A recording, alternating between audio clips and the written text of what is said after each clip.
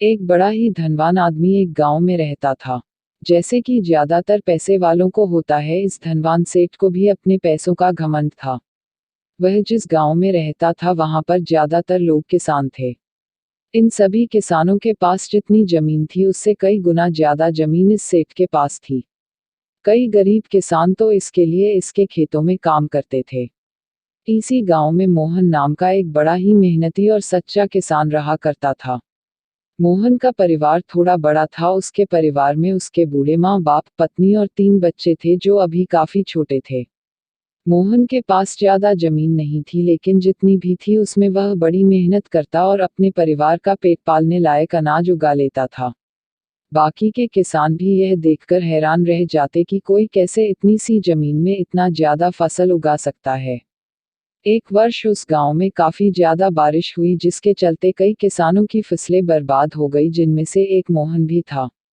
अब मोहन धर्म संकट में पड़ गया, क्योंकि उसके परिवार में उसके अलावा कोई और कमाने वाला था नहीं और अपने परिवार को भूखा मरते हुए वो देख नहीं सकता था। वह जानता था कि इस गांव में अगर कोई उसकी मदद कर सकता है तो वह वही घमंडी सेठ है, जिसने गांव के कई अन्य गरीब किसानों को या तो कर्जा दिया है या तो अपने यहाँ काम पर रखा हुआ है। हाथ पर हाथ धरे बैठे रहने के बजाय उसने इस सेठ के पास जाने का फैसला किया और एक दिन उनके पास पहुंच गया। सेठ के पास पहुंचकर मोहन बोला, सेठ जी, आपकी बहुत मेहरबानी होगी अगर आप मुझे थोड़ा सा कर्जा दे जिससे मैं अपने खेतों में फिर से कोई फसल उगा सकूं, या फिर आप मुझे अपने यहाँ नौकरी दे ताकि मेरे परिवार को 2 वक्त का खाना मिल सके। घमंडी सेठ को उसकी इन बातों से कोई मतलब था नहीं, लेकिन गांव के सारे लोगों की तरह वह भी यह जानता था कि मोहन कितना मेहनती है और वह जिस भी खेत में काम करेगा वहां वह 2 गुनी फसल उगा सकता है। सेठ ने सोचा, अगर मैं इसे पैसे उधार देता हूं तो शायद यह इस स्थिति में नहीं है कि मुझे वापस लौटा सके, लेकिन अगर मैं इसे अपने खेतों में काम करवाता हूं तो मुझे जरूर दुगना फायदा होगा। सेठ मोहन से बोला, देख भाई, पैसा तो मैं तुझे दूंगा नहीं और मेरे पास अभी खेतों में काम करने के लिए कई किसान पहले से मौजूद है, लेकिन तुझ पर तरस खाकर मैं तुझे अपने खेतों में नौकरी देता हूँ, पर मैं तुझे इसके लिए ज्यादा पैसे नहीं दूंगा। बाकी किसानों को मैं 300 देता हूँ, मैं तुझे 200 ही दे पाऊंगा। मरता क्या न करता। मोहन ने सेठ की शर्त मान ली और उसी दिन से सेठ के खेतों में काम करना शुरू कर दिया। 2 महीनों तक नियमित वो सेठ के खेतों में जाकर कड़ी मेहनत करता और देखते ही देखते 4 महीने का काम उसने अपनी मेहनत से 2 महीनों में ही खत्म कर दिया। सेठ उसके काम से काफी खुश था, लेकिन वह कभी उसको यह जताता नहीं था।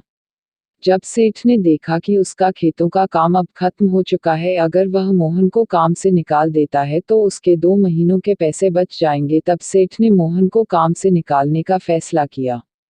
एक बार सेठ को ये विचार भी आया कि इतना मेहनती आदमी शायद उसे दोबारा ना मिले, लेकिन फिर उसने सोचा कि जब अगले साल काम आएगा तब उसे फिर से नौकरी पर रख लेगा। आखिर इस गांव में उसके अलावा है ही कौन जिसके आगे ये लोग अपने हाथ फैलाएंगे।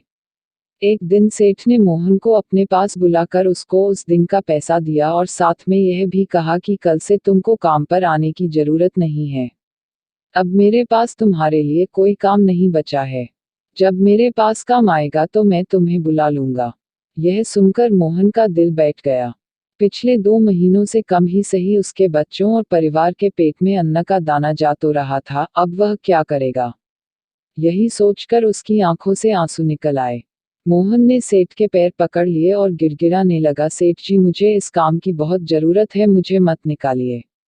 अपने मतलब से मतलब रखने वाला सेठ टस से मजना हुआ। उसने खरी खोटी सुनाकर मोहन को वहां से चलता कर दिया और मन ही मन 2 महीनों की तनख्वाह बचने से खुश होने लगा।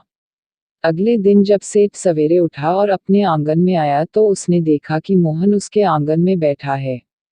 सेठ ने उसको पास बुलाकर पूछा कि क्या हुआ, तुम क्यों यहाँ पर बैठे हो। मोहन बोला, सेठ जी, मुझे वापस काम पर रख लीजिए। आप जानते ही हैं मेरी आर्थिक परिस्थिति कैसी है, थोड़ी दया कीजिए। लेकिन सेठ ने उसकी एक न सुनी और फिर एक बार उसे बुरा भला कहकर वहां से जाने के लिए कहा। बेचारा मोहन अपना सिर नीचे झुका के वहां से चला गया।